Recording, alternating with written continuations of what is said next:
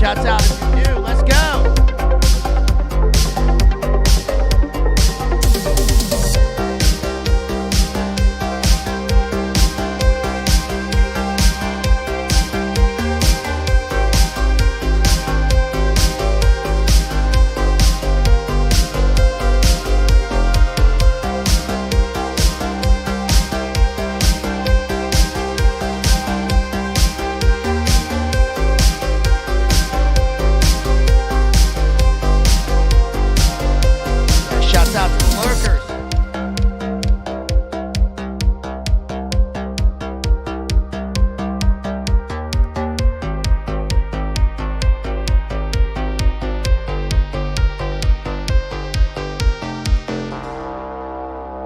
All right, let's go. What's up?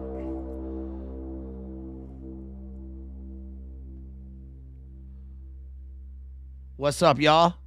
What's up? What's up? What's going on? What's up? What's up? There we go. What's up, y'all?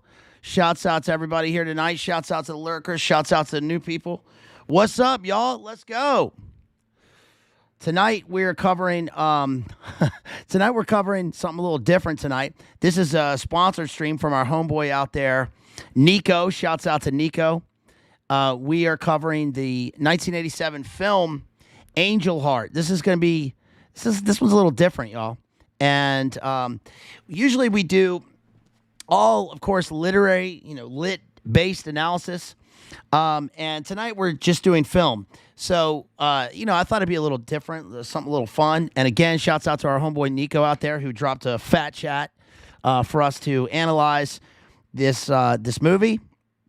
I thought it would be fun. I thought it would also be a good idea to do this tonight. We already did one stream today. So if you haven't seen it, go back and watch our stream from this afternoon.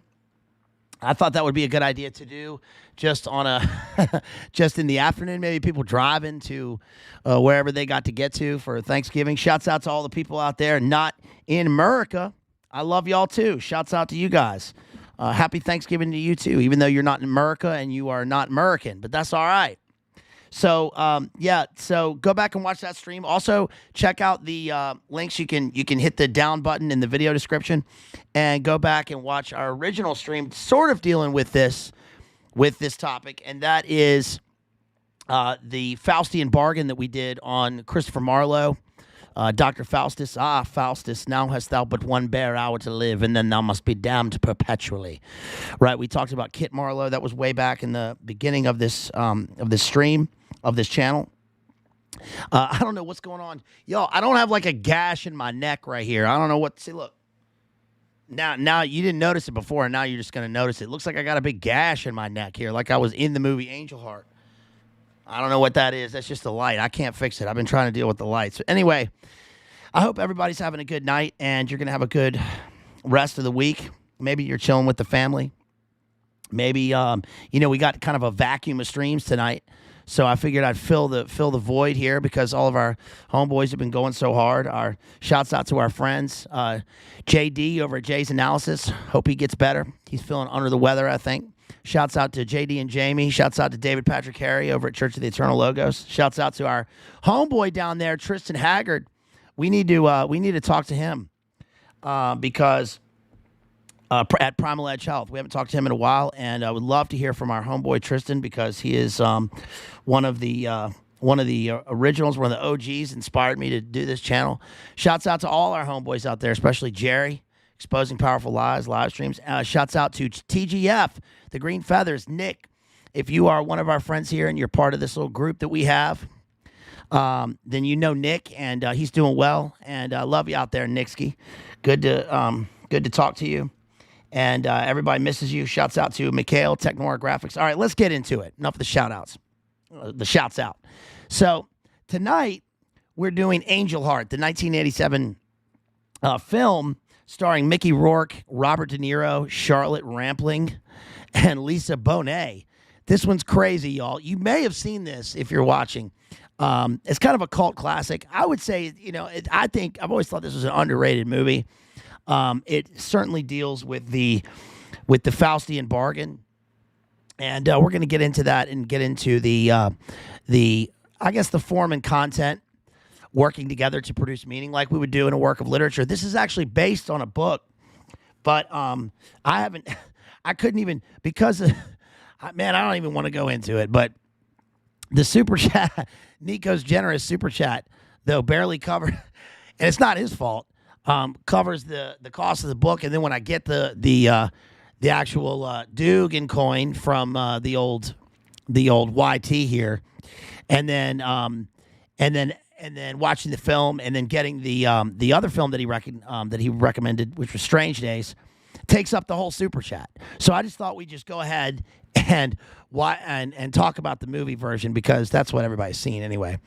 And so we'll discuss that. We'll discuss what happens in the movie, some of the mechanics of the movie, and how it deals with the Faustian bargain. So should we just jump into it real quick, you guys? I've been sitting here working on my, it occurred to me, just as a little side note, it occurred to me that our Jesse Ventura and Mike Lindell the same person? They've got the same voice. I was sitting here, I heard both of them recently just on the old TV, and I was doing the impression of myself, and I thought, yo, this is kind of are they the same guy? They're both from, hello, this is Governor Jesse Ventura, governor of Minnesota. That's a terrible impression, but it's the same as Mike Lindell, right?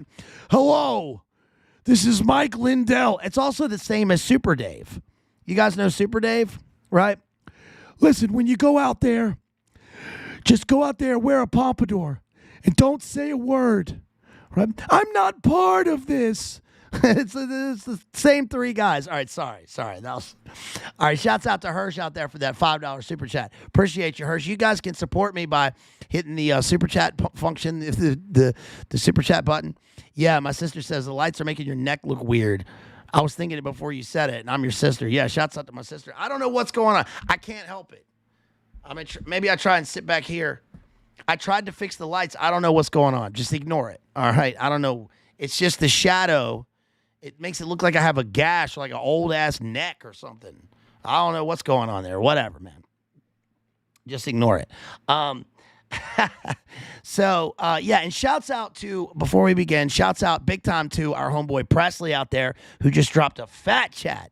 Thank you so much, homeboy. Really appreciate you. Happy Thanksgiving to you and yours, and appreciate you there. Yes, Super Dave was Albert Brooks' brother. Yeah, Bob Einstein. Albert Brooks' real last name is Einstein. Yes, they were brothers. Isn't that crazy? I just saw Albert Brooks in the movie Drive, which is a great movie, great flick. I just watched that, rewatched it for the millionth time the other night. Recently, maybe we can do an analysis of that one day. All right, so let's dive into Angel Heart, 1987. So this movie is basically on its surface, it is a kind of a gumshoe detective neo-noir, right? What happens is we get this character played by the great young Mickey Rourke, and his name is Harry Angel. He is a detective. He's got a detective agency in, he's from Brooklyn, but he's obviously working, I guess, in the East Village. At one point they mentioned 2nd Ave. So it's kind of like the East Village. And it takes place in about 1955, mid-50s. And what happens is he goes on a call to meet up with a client. And he goes up to Harlem, and he goes into this, into a kind of a regular-looking sort of tenement building in brownstone. He walks in, and he walks into what looks like a black Israelite service, right? It's kind of this is kind of a weird sort of culty church service inside of a tenement building, and it's real eerie. Right, he walks in, and there's these people but there's a sign in the back, and it says something about the guy. I think it says the guy is God, and basically this guy's sitting on a throne preaching, and he's saying, "Why can't I have a Rolls Royce? Right? Why can't I have a Rolex?" And he's praying, and he's leading his congregation in prayer for him to get a Rolex or a Rolls Royce. Right? Give me all your watches. Give me all your gold watches. Put them in a big old metallurgy. And he goes sort of backstage, then he goes upstairs where he meets up with this lawyer, whose name is, I forget the lawyer's name. The lawyer ushers him into a side room, and we see we see when we walk in that we have like a red room, and we've got a chair sitting on a stand. It's obviously supposed to be a throne. And on the throne is a guy that we're introduced to by the name of Louis Cypher. At least that's what Mickey Rourke keeps calling him throughout the thing. Louis Cypher, which is his name is Louis Cypher. Do you get it yet? Yeah, you'll figure it out. So this guy's played by Robert De Niro. Now, Robert De Niro is sitting there in a black three-piece suit. He's got a silver tip cane. He's kind of twirling his cane like old Nick, like old Scratch. And he's wearing this big-ass yellow ring with an obvious pentagram on it. His nails are all nasty. And he's got this beard. And basically, he presents Harry Angel with a proposition. He says, "Look, you're a detective, and basically, I hold accounts. Somebody owes me something dear, and we can't locate him. And it's a guy by the name of Johnny Favorite. That's the name of the guy they're looking for. He's a crooner. He's a crooner from the war, from the Big Dubs days, right? And Harry Angel basically says, like, look, man, I'm not into anything heavy. Why can't you find this guy yourself? And they say, well, he was in the war. He signed a contract to me. I was going to help him early in his career. Then he went off to the war. He came back. Something happened to him. He had shell shock. He went to a psychiatric institute in upstate New York. He went to Bellevue or whatever. And then he disappeared, and I can't find him. So I will pay you $120 a day for your services to go find him. So Harry Angel says, okay, no problem.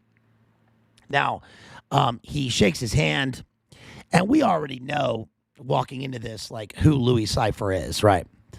And what this guy represents. And, of course, he says, I'm very strict with my accounts, and this guy owes me a great deal, so we know who he is.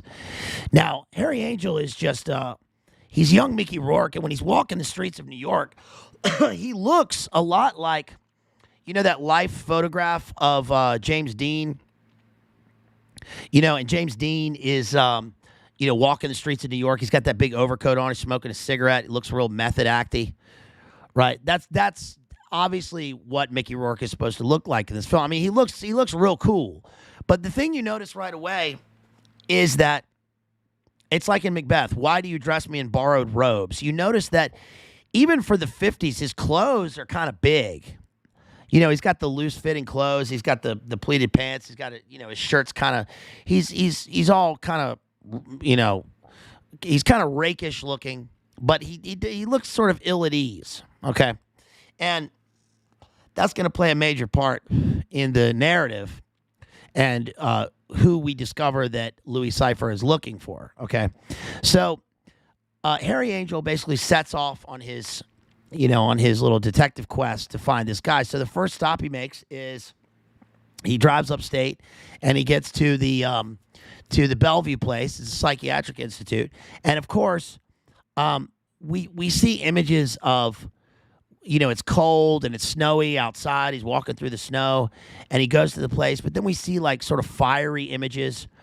And he goes back and he kind of hits on the lady behind the desk, and she says, there's a record of a guy, Johnny Favorite, here, but then he was signed out and we don't know where he went. So he looks at the ledger or whatever, and he says, well, the last note was made in 1943, and this note right here is in ballpoint, which if you watch Pawn Stars or reality TV, or you just know this, that they didn't use the ballpoint back then. So it was made more recently. It was made in the mid-50s, this note. So somebody is trying to cover up their tracks, right? And so she says, well, the doctor, in charge is this guy. He doesn't really work here much anymore. He's an old guy. And Harry Angel goes. He finds the guy's, he goes to the diner. He looks in the phone book, and he finds this guy's address, the doctor. He goes to his house. He breaks in. And he breaks into the guy's house. He's not there. He's kind of snooping around, First thing he finds in the fridge is a bunch of morphine syringe, bottles. He finds all these bottles of morphine in the fridge, just like in what's the movie with John Depp? What's the movie with John Depp where it's got Boris Karloff, and it's the takeoff of Plan 9 from outer space? Boris Karloff was a morphine addict. It's basically the same scene, but he hears somebody coming. The guy comes in. He sits himself at the table. He goes and looks upstairs first, and he opens a drawer and he finds a Bible. You know that the Bible, because there's a revolver next to it, and you figure the Bible's going to be cut out, and he'll probably have his shells in there.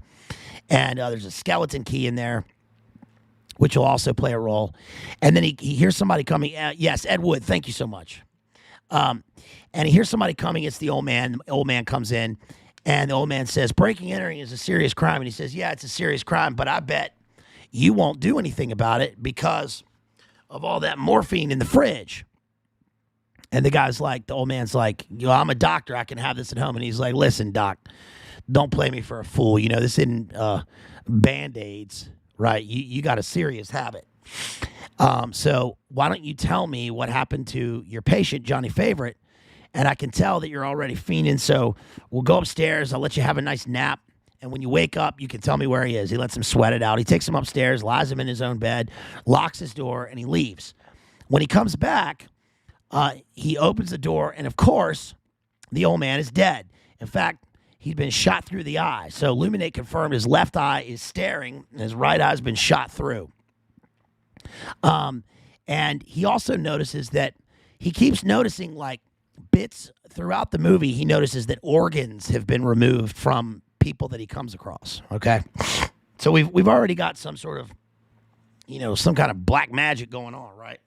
Well, then he goes and he finds the name of the woman that Johnny Favorite was in love with or something. He finds that out through his fine secretary or whatever that he's sexing. And then he goes out to Coney Island and he meets up with this dude who's sitting there in a beach chair in the wintertime trying to get some sun while his battle axe wife is standing out there in the ocean because it's the water's good for her varicose veins, he says. And he's got this nose. She says, take a nose shield. And the nose shield, it's supposed to shield you from the sun. That's supposed to be some sort of homage to Chinatown, right? Where Jack Nicholson gets his nose cut up by Creeper Polanski, right? Spends half of the movie with his face in a bandage. But it also is showing you that things are not what they seem, okay? And that even when we're looking at Harry Angel, there's some sort of weird disguise going on that we're unaware of. Anyway, the wife tells him, yeah, Johnny Favorite was into, he was going out with this girl, and she was into tarot cards, stargazing, and, black magic. And they took off. She was from Nawlenz. She was from somewhere down south. So Harry Angel says, all right. So he gets on the Crescent train and goes on down to Nawlenz. Next thing we see, he's down there in Nawlenz. He gets off the train and it's hot. It's no longer, gross, seedy 50s, beat generation New York. Now he's down there in 50s Nawlenz where it's hot and sultry, sweaty. And he's got on he starts wearing cream-colored suits and seersucker, and he's all sweaty. So he finds a room, and starts investigating. And then the more he digs, basically, he keeps coming across characters. And everybody he comes across ends up dead. One of the people that he comes across is this woman played by Charlotte Rampling, who is the former lover of Johnny Favorite. We still don't know what happened to Johnny Favorite, but so far we know Johnny Favorite signed a contract so he could be he was a singer. He was a famous singer, and one of the interesting things is that Mickey Rourke, Harry Angel, will hum the tunes of Johnny Favorite even though he's never heard of him, which is interesting. That's going to play a part later, and we find out that Charlotte Rampling comes from a well-to-do family down there in Carcosa, right? Just like in True Detective, her family is old money. And we don't know what the deal with her is, but we know that she's no dime store broad. She's some kind of old carcosa money. And he goes to her house. She's got like this necklace with pentagrams and stuff on it. She speaks French. When he comes back to her house, he sees that later, because he later goes back and he finds that she has been slaughtered and she's been cut open, and her heart is lying on like a paper towel. So he starts going around all the weird voodoo places in Nawlenz, and they've all heard of this lady, and they've all they kind of heard of Johnny Favorite, and they basically start pointing him towards this person, that person. One person he investigates is this guy who was in a band. He knows Johnny Favorite through a guy who was in his band, and he's this old fella. He goes to the bar to try and talk to him. He goes back into the bathroom to try and corner the guy, and the guy looks and he sees a chicken hand wrapped in a string on top of the toilet.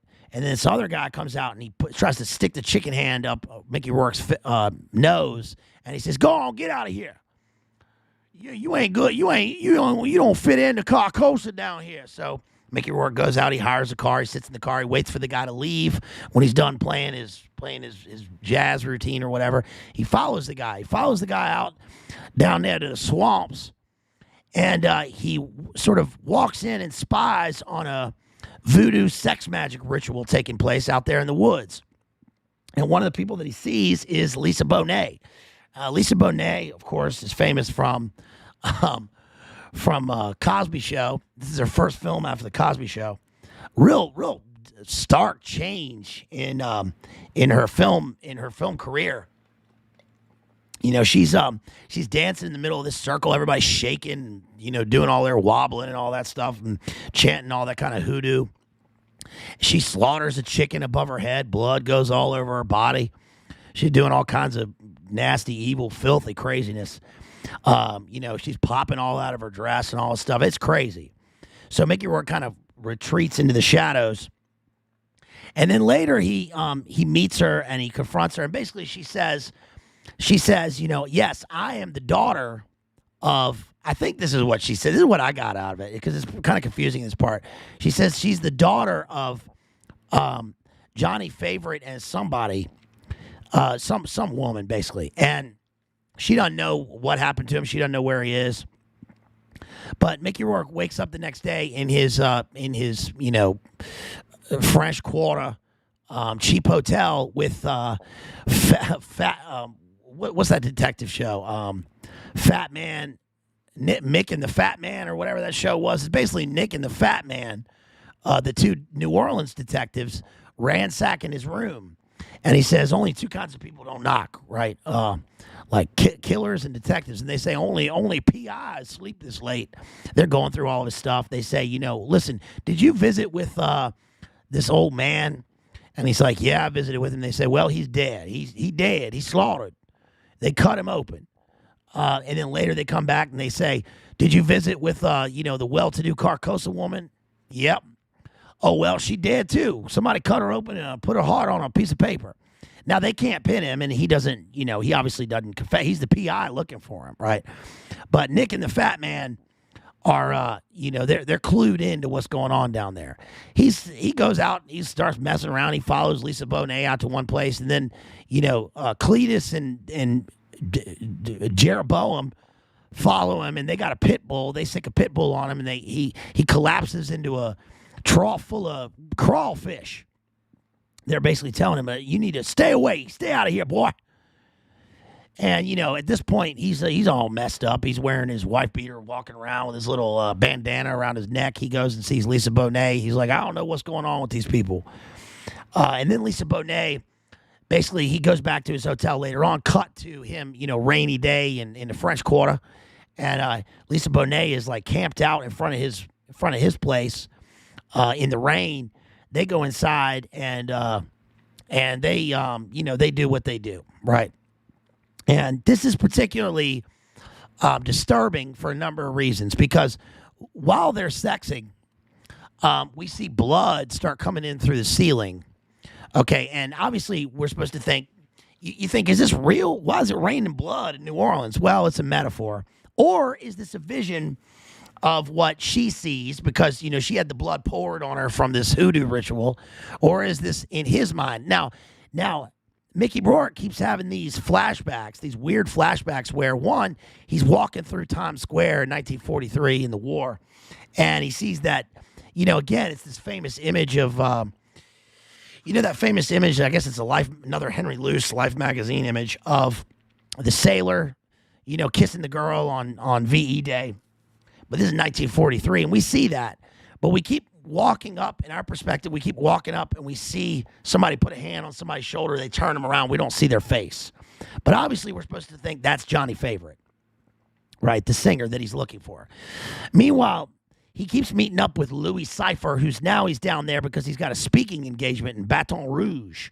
Okay, so Robert De Niro's in the back of this place, and at this point, he's sitting there, he's cracking this egg, okay, and he says, listen, if you can't find this guy, I'm always willing to up your pay. So he says, I'll give you $5,000. So, of course, he won't turn down the money. He takes that $5,000, even though all these people have been killed. At this point, also, Mickey Rourke kind of confronts him. He's like, look, man, these people are getting killed. I didn't sign up for this. And he says, yeah, you're just the perfect guy. And you take this $5,000, and if you don't like it, I'll get somebody else, right? Well, then Louis Cypher, Robert De Niro, he's sitting there, he's eating the egg, and he says to him, he's got this pentagram damn neck ring on, and he says, did you know that some religions think that the egg is the symbol of the soul? Would you like an egg? And then he nastily munches on this egg. He eats this egg. So we see him basically, what we're supposed to get is that he's eating a soul, right? So he's eating this sort of Gnostic soul here, but we don't know who this guy is, right? But he's Louis Cypher. He keeps correcting Mickey Rourke also on the accents. It's Cypher.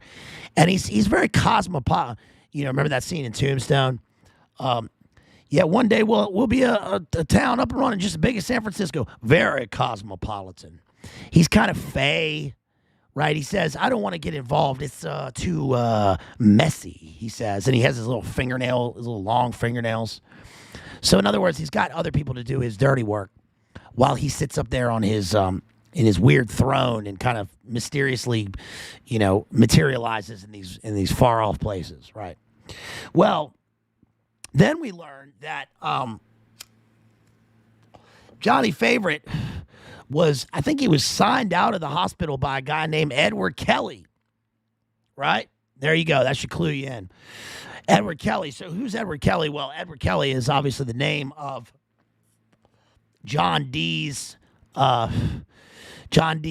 medium, his seer, right? And we're going to find out who Edward Kelly is, or at least who's taken the name of Edward Kelly. And we find out that Mickey Rourke goes and visits he goes to the horse track, this weird horse track where they're running right there between the people. It's real weird. And he meets this big old fat man, another fat man. But this fat man is, he's old money, you can tell. And he's the only one wearing white, pure white. But it turns out this guy, he takes him into the back room, into the ice room of this weird barn. And he says, yeah, I'm Edward Kelly. I'm the one who signed him out. And Charlotte Rampling is my daughter. And let me explain to you what happened. Okay, so this is where it gets real, people. So what happened was, there's a singer, Johnny Favorite. His real name is Liebling. His name is Johnny Favorite. And he went off, he signed this deal with Louis Cypher to get his career going. But he went off to the war. He came back, went to the Psychiatric Institute, and then he disappeared. Well, Edward Kelly signed him out. And Edward Kelly, this guy, gave him to his daughter. And he and his daughter, Charlotte Rampling, went to Times Square, where all the soldiers and the sailors were standing. And they went prowling for a victim. And they found somebody who was same age, same size, essentially as Johnny Favorite. And they tapped him on the shoulder and they said, hey, come on back and party with us. They took him to an apartment in New York.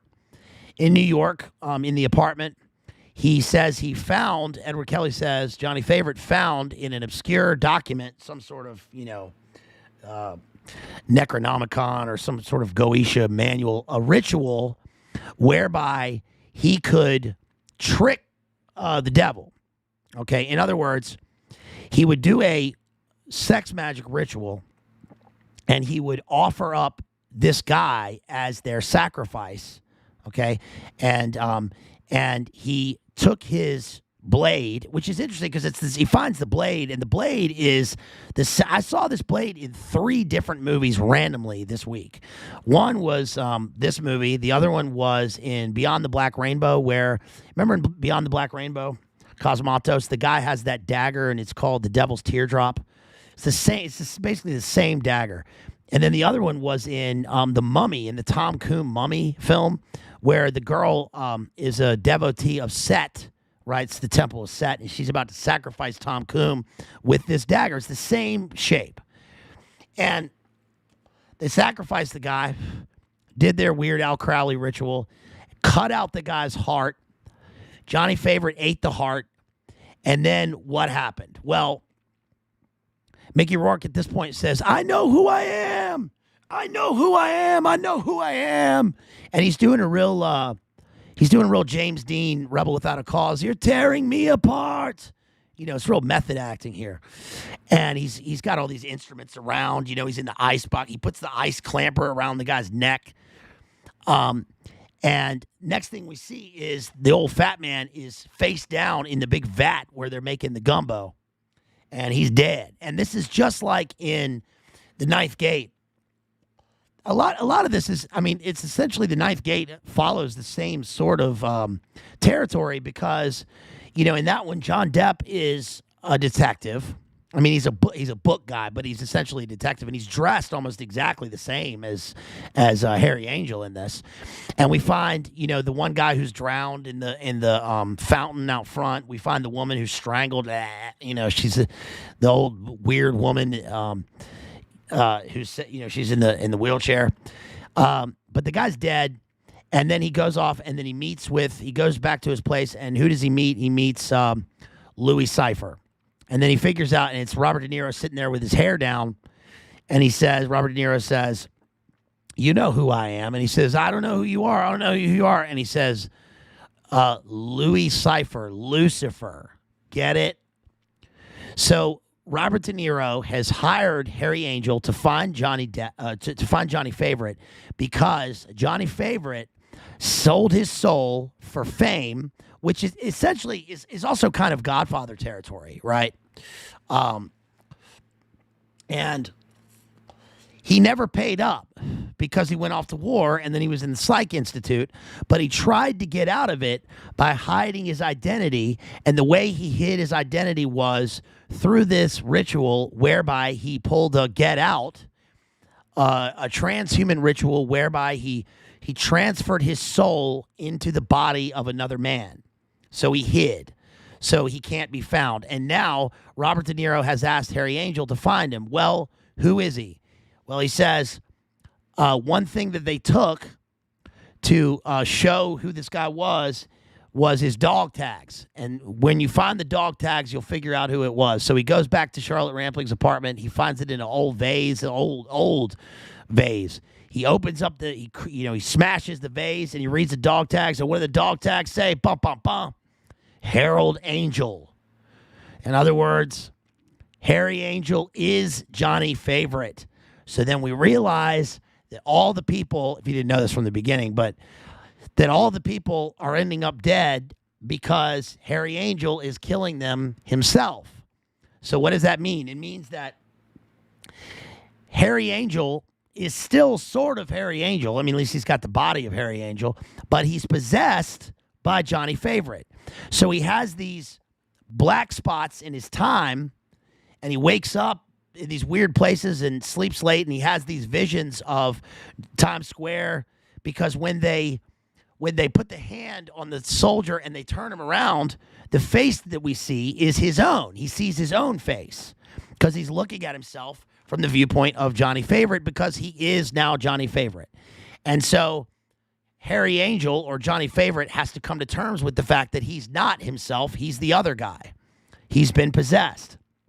And now what happens is he goes back to the apartment. He sees the detectives. The detectives find Lisa Bonet, who's been slaughtered.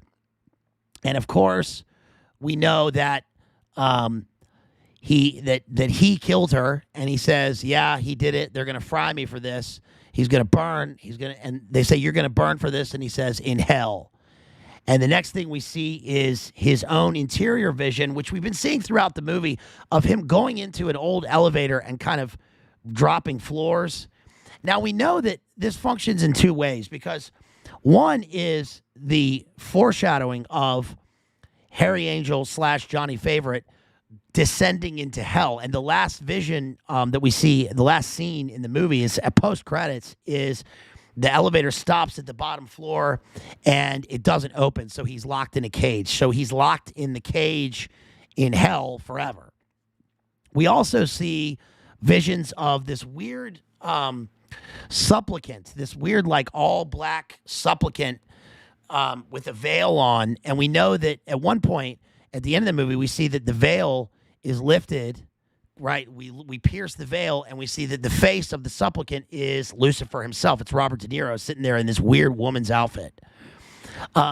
We also know that the symbolism of dropping down in the elevator is he is searching through the passage of his mind, trying to find his own psyche, because his psyche is broken, his soul is shattered, and he doesn't know who he is. So he's trying to plumb the depths of his own mind to figure out who he is, but on a subconscious level. We see the supplicant at one point in the basement with empty chairs. There's no one there to mourn him. And there's a stage, because Johnny Favorite is a performer, but on the stage, instead of a singer and instead of the throne, because we saw Lucifer on the stage performing, we see an electric chair, right? The electric chair also symbolizes the fact that his mind was shattered, probably aligned with this, but his mind was shattered at Bellevue, at the Psychiatric Institute. He probably had electroshock therapy. So his own personality is buried within himself. In other words, what I guess happens is Johnny Favorite does his ritual. He becomes Harry Angel. Then he goes to the Psych Institute, and the Psych Institute serves to, like, shatter his mind and make him forget who he is himself, right? In other words, he's conscious of the fact that he is Johnny Favorite in Harold Angel's body, but the Psych Institute serves to, like, erase all that as best he can, so then he can hide from Satan. Right, but then when he sees Louis Cypher again, Louis Cypher says, we now see his eyes with kind of, devil eyes. He's got these devil Arduino thriller eyes, and he points at him and he says, you. And then we see in the apartment a woman come in with a baby, and the baby is the kind of Antichrist baby, also points at him and says, you. And that's the other thing that is not really, I guess what you're supposed to infer is that if Harry Angel is Johnny Favorite and Johnny Favorite is the father of Lisa Bonet, then they committed the big iron zesty, and that was their final sort of blood sacrifice ritual in this game, in this weird satanic tarot game of burying his subconscious and trying to hide from Satan, and in the end, he has to pay up, right? But it's really cleverly done. The movie is really cleverly done because, again, the thing with the clothes is that, like, he's dressed in borrowed robes. He's on borrowed time. He's in borrowed clothes. He's ill-fitting even in his own skin, and his outfits don't fit because it's supposed to show us, right? It doesn't tell us, but it shows us that this guy is not who he seems to be. One of the other motifs throughout the film is, like, the broken mirrors. At one point when he's in the apartment with Lisa Bonet, after they're talking about the rituals and all this stuff, he looks at himself in the mirror and he breaks the mirror. And, of course, that serves as the final breaking of his psyche. And then he will rediscover who he is. Now, the thing about the mirror, one of the things in the notes for the film was that the interesting thing about mirrors is that he can't ever hide from a mirror. You can't ever hide from the mirror because no matter which way you look at it, you're always looking into your own eyes, right? You're always looking at yourself when you're looking at yourself. Of course, Edward Kelly and John Dee played with mirrors and the Black Mirror. We know the crystal ball. We know that scrying takes place with the mirror. The mirror serves as a window into the soul and a window into the outer world. There's a thing about mirrors on the outside wall on the wall of the house that faces outside because is bad luck because it serves as a portal. There's also another thing about luck. At one point when Robert De Niro is eating the soul egg, he pours salt on it. The salt spills everywhere. Even when you're watching it, you go, "Dang, man, we got spilling salt everywhere." And of course, Harry Angel picks up the salt and throws it over his shoulder because salt is supposed to blind the devil, right? Salt used in occult ceremonies. But it's a really good movie because it's well done and it's clever in the same sort of a way that, that movie Identity with Jonathan Cusack, which is, I think, it's kind of an underrated movie where he has D.I.D. and he spoiler alert, whatever. He is the killer because he doesn't know that his subconscious is buried in the other guy. He has alters, and he doesn't realize that one of his alters is the killer, right? Well, it's the same in this. He doesn't realize that Harry Angel is simply an alter of Johnny Favorite, right? And there's another level to it because he's not just an alter. He is a shell, right? He has been possessed by this guy, and it's creepy because what it's saying is that both characters are damned. Now, not really, because Harry Angel himself was sacrificed. Harry Angel is dead. Remember, they took the heart out, but that was part of their ritual, right? That he ate the heart. The way that Voodoo plays into this and shows you that essentially, for all of the Nawlenz kitschiness of Voodoo, Voodoo is sex magic, demon worship, and that the devil loves that, right? That all these people are in the employ of Louis Cypher, of Lucifer. I know that, like, behind the scenes that, Mickey Rourke and Robert De Niro were kind of perfect for this in the film because they really did not like each other. They hated each other. And so a lot of the scenes where they're playing off against one another is sort of real. A lot of directors do that, right? I mean, we've already talked about in Eyes Wide Shut how Kubrick sort of used Tom Cruise and Nicole Kidman for those purposes, right? It's like the people in the movie industry can be unimaginative in the sense that if you want somebody to play this is why a lot of times I think that, when we see characters playing creepy characters, it's like, no, you're being typecast because are you a creep in real life? I don't know. Who knows? But that seems to be the case. And I think that, I know that these two characters really, really did not like each other. And they had a long-running feud. I think that even recently, Mickey Rourke was talking about how he was blacklisted from Hollywood with Robert De Niro as one of the main causes of that. But it's got a good cast. It's got a good supporting cast. Charlotte Rampling is interesting because she plays a small but integral role in this film. But she's in a lot of these movies. Remember, we just talked about Charlotte Rampling in The Hunger. She plays the vampiress in the 1983 Tony Scott Hunger movie. She often plays. She's good in this kind of stark, stern, but beautiful kind of old money role. She was in. Was it Red Sparrow? She played. Remember, she played like the training mistress in Red Sparrow who has to program J Law's character into the Monarch program. Jethro says Rourke said De Niro didn't allow him to improv, but he could, something like that. Yeah, I mean, I think that, we talked about Mickey Rourke recently when we did the Caddyshack stream because remember Caddyshack was supposed to be Mickey Rourke's first big film role. That would have been a totally different movie, right, if he'd played Danny Noonan.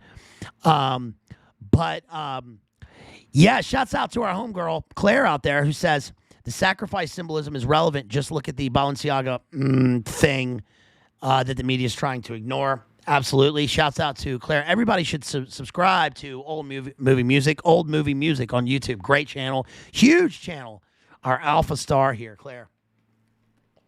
Yeah, and the sacrifice element in the film is, I would say, blatant, but it's not blatant until the end, and it's buried within the story. It's buried within the story in the same way that the heart is buried within the character, and then the heart is ripped out and then consumed by the other character. Just like his personality and his psyche is buried within the other character, just like he's trying to bury himself from Lucifer, just like his soul is buried at the end of the film in his vision of hell, and how all of the characters on the surface are trying to bury who they really are. They all exist on the surface, right, with regular life. Like, for instance, one of the main examples of that, again, is the musician that he comes across, who is, just kind of this straight-up jazz musician in New Orleans, but then gets in his car and goes to this ceremony. But I think the film is revelatory for a number of reasons. I mean, one of the biggest reasons is obviously the entertainment aspect of the film, right? That Johnny Favorite is supposed to be, he's an entertainer who has signed this contract with Lucifer, sold his soul for fame, and at least that is the story within the film that we see over and over. But it seems to be always relevant. I mean,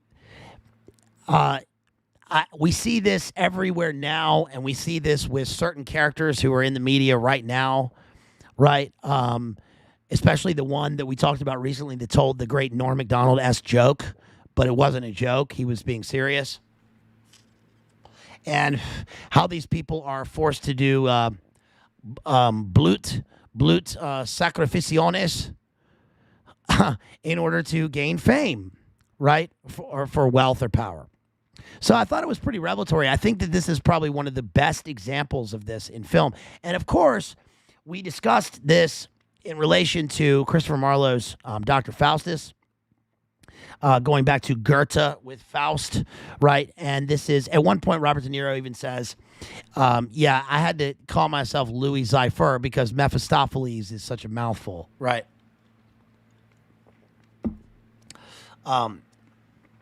In Faust, remember, in Dr. Faustus, Kit Marlowe has this character that also plays a role in Frankenstein, in our Frankenstein analysis. Essentially, he's an alchemist who is seeking all the knowledge in the world, and he wants more and more and more. He's kind of a Hermes Trismegistus character, sells his soul to Mephistopheles, and then at the end of the play, Mephistopheles comes calling, right? Then I'll run into the earth. Lente curate noctis equi, right? And he cannot hide. He cannot, he wants the mountains to fall on him. Maybe he'll absorb himself into the ocean like little water droplets, he says. If he could only taste, the sacrament one time, then he would be cured. But he doesn't really want that, and it's too late. He wishes, he knew the choice he was making, and he wishes exactly for what he wants. The thing in this is that, Mickey Rourke really plays it so well, because it's like, is this Harry Angel who is, being damned perpetually, unfairly, but that's the even deeper role of the film is that it's not Harry Angel. It's actually Johnny Favorite, and Johnny Favorite doesn't even remember who he is purposefully. He made that choice purposefully in the film. So I think that's pretty interesting. There's a lot of little clues throughout the film. I mean, like, the skeleton key, for instance, there's all these occult symbols and sort of totemistic things that appear, charms. At one point, we see Charlotte Rampling has a dead man's hand. When we got to the old man's house and we found the skeleton key is supposed to be a key that's in the hand of a dead man, and the hand is removed from a hanged man, like in the tarot, just prior to death. And the key will open any lock. And of course, opening any lock is symbolic of opening any door to which Johnny Favorite wants to go into, in his fame. Of course, the door is shut to him ultimately, and that's why he's locked in the cage at the end. We also see at one point he's in an apartment and he's looking for, he's wondering about Louis Cypher, and in the background we see like a borax carton, or like a cleaner, like a 1950s cleaner, but it says Lux on it, right? So we're supposed to everywhere we're supposed to see Lucifer in the film, right? I thought it was interesting how, I know that the book takes place entirely in New York, but it switches to New Orleans for the film, which I thought was pretty interesting. The book is called Falling Angel, which obviously we get that. But what's clever about it is that it's the falling angel of, it's the Johnny Favorite falling angel and the hairy angel falling to his doom. Falling to his ultimate destruction, and then the elevator going to the bottom of the world at the end. So, I think it's a good film. It's worth watching, and it's pretty highly revelatory in my opinion. I think it's pretty underrated. It's kind of a cult classic. It was done by the guy who directed it. What was his name? Alan Parker. Let me see. And he directed, let me see some of the other films that he directed. It's interesting also because it's made around the same time as Jacob's Ladder and some of these other, incredibly dark MK Ultra films that, MK Ultra / Sub Project 119 occult films that were pretty revelatory and take place around, psychiatric institutes and war. This one obviously has war, but it goes away from the usual Vietnam setting. Jethro mentions the wall, and I thought it was interesting how they did World War II in this. That the guy has shell shock, he has PTSD, but his PTSD is actually the shell shock of his deal with the devil, right? And that he himself becomes a shell, right? He's a sort of a get out. Shell in the Stranger Things Upside Down, or the sunken place of Get Out, right? The director was Alan Parker, who also directed Midnight Express. Have you guys seen Midnight Express? 1978. The Midnight Express is a good movie. I think it won Best Screenplay. It was Oliver Stone. It's about the guy who goes to, he's a smuggler in Turkey. He gets sentenced to in the Turkish prison. It's got Randy Quaid in it. Star Whackers. It's got Randy Quaid in it. I think Randy Quaid might have won an Oscar for that movie. I think he won Best Supporting Actor. Let's see. No, it won Best Screenplay for Oliver Stone, and Best Music for Giorgio Moroder. It's got the great Giorgio Moroder score where he did The Chase, which is one of the great synth songs of all time. Giorgio Moroder. And then the score for this film was Trevor Jones. Trevor Jones did Labyrinth. Didn't he do Labyrinth? I think he did Labyrinth, which is like one of the great soundtracks.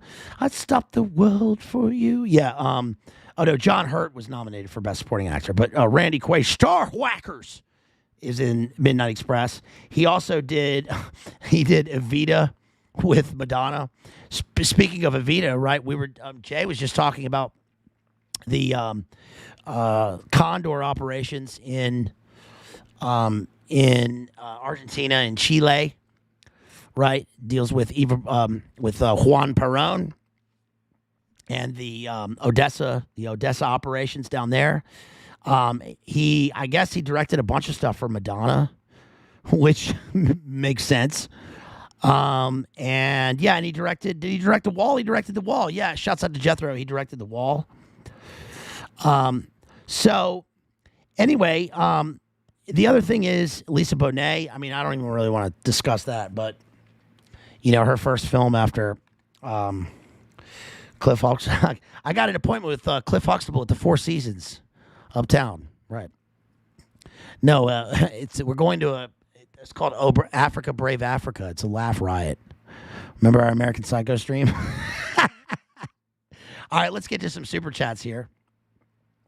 Again, shouts out to our homeboy Nico who sponsored the stream. Thank you so much, Nico. And again, I tried to get the William Hjortsberg novel Falling Angel, but I couldn't get it. I couldn't get it in time, and also it costs the entire super chat to get the book, so I'll have to cover that another time. Also, shouts out, but thank you so much, Nico, for sponsoring the stream. If you want to sponsor a stream, you can drop me a fat chat at my PayPal, Cash App, or Venmo. And if you want me to do a work of literature, I will spend some time. I will spend some extensive time on a work that give me a few choices so I can choose from them. I'm not going to cover just anything. It has to be something that I feel like we should do here, that I want to do. So give me a couple choices and I'll do that. Drop me $100 at PayPal. If you want me to do a film, you can drop me $50. And again, I'll do the same. I'm not going to just cover anything, but I'll do the same if I feel like it's in line with what we do here. Shouts out to our homeboy Presley out there again. Our excellent and generous homeboy Presley out there who dropped a fat chat for me. Really, thank you so much. Really appreciate that. Shouts out to our homegirl, beautiful Claire out there. Really appreciate you. Thank you for dropping that super chat. Really appreciate you so much. That was awesome. Let's see. Shouts out to... Hold on. Where am I? Hold on, you guys. Hold on. Boomer Tech here. I got to pull up the other super chats. YouTube doesn't want to show me sometimes unless I refresh. If I refresh that screen, then I'm afraid I'm going to lose everybody. So let's go to this one. I hope everybody's having a good week, a good Thanksgiving if you're here in America. Tomorrow's going to be a good day. I'll be spending it with some good friends. And then we got Christmas like less than 5 weeks away, you guys. So that's coming up. Of course, I'm going to be going down south for Christmas. Shouts out to my sister out there and my family. Can't wait to see you. Shouts out to Nefer. Shouts out to Nefer for that $7.99 Ozbucks. Love your work. Thank you so much. Really appreciate you. Shouts out to Hirsch out there for $5. That $5. Gobble, gobble, gobble. Happy Thanksgiving to you. Really appreciate you. Shouts out to DJ for that $7.99 Ozbucks. I love the X-Files take on this. Was that from the last stream? Yeah, that was from the last stream. But shouts out to DJ anyway. Love you, homeboy. And thank you, Jeff, for holding it down here with the prawn bots. Appreciate you. Okay, everybody. I think that's about all I got. If I missed anybody, please let me know if I missed anybody. And hold on, let me check one more thing real quick. If I missed you, of course, then I will go. Let's see. I will go back to your super chat in the next stream. I won't forget about you. Let's see what Presley says. Yeah, Presley wants me to pick from a couple of different works. Let's see, Hortonfoot, Playhouse. William Faulkner. Yeah, that'd be a good one to do William Faulkner because, again, like I said, I'll be going down south again, down to Faulkner territory for Christmas. And so that might be a good one to do around Christmas time. Also, I plan on doing soon The Craft. We got to get to The Craft analysis, the film with our homeboy DPH whenever he can do it. Everybody's busy, I know that. With DPH, our homeboy David Patrick Harriet, Church of the Eternal Logos, and Rachel, our homegirl Rachel Wilson, based homeschool mom who's killing it out there. Shouts out also to Andy at the Crucible. We had real fun, a lot of fun with Andy on that latest episode of Through the Looking Glass. And also our homeboy Jerry at Exposing Powerful Lies live streams. You can catch our latest appearance, which was last week, over at Exposing Powerful Lies. And I think that's about it, you guys. If I forgot anything, please let me know in the comments below or afterwards. Please share the stream. Help me keep getting those subs up. Oh, shouts out to Pim who drops $5. BLA, do you have any good philosophy questions? Love the stream. Philosophy questions. I don't think I have any philosophy questions. Elaborate. Tell me what you mean. But I do have some good philosophy texts. I like, I'm pretty slow boy when it comes to philosophy. Of course, I did, like everybody else, take philosophy courses in university. But if you have philosophy questions, of course, the guy to go to is our homeboy JD at Jay's Analysis. He's the philosophy master. But I would say that the books that I enjoy reading the most in terms of philosophy, just pure philosophy, would be Plato's. Let's see. Hold on.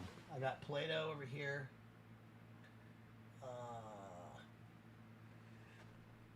I've always Plato. I guess Plato, Plotinus, Heidegger, and Kant in the architectonic plan. I'm just throwing out texts. But yeah, I'm a pretty slow boy when it comes to philosophy and philosophy texts. So sorry. Do I have any good philosophy questions? I can't think of any good philosophical questions right now. But thank you so much for the super chat. I really appreciate you. Pip says, "What does an infinite circle look like?" I don't know. Ain't that band with the guy from Tool, Maynard James Keenan? I don't know. Sorry, that was really lame. I'm sorry. All right, you guys, I'm going to go. Thank you so much. I really appreciate everybody being here. Hope everybody has a wonderful week, a wonderful Thanksgiving. Thank you. I'm thankful for so much. I'm thankful for all of you guys for being here. I'm thankful for the channel. I'm thankful for all the friends that I've made. I'm thankful for all the generosity that you guys have shown. I'm thankful for all the content that our friends constantly put out, and most of all, I'm thankful I'm thankful for my friends and family, and most of all, I'm thankful to Almighty God for life, for living. Right, you got to keep on living. Thank you to everybody. I really appreciate you. Hope everybody sees their family, keeps them close this week. Say hi to your friends and family. There's a lot of darkness out there, a lot of bad things going on. You know what I mean? But got to have love, got to keep on living. So I love y'all, and I will talk to you later. All right, y'all. That's all I got. Peace.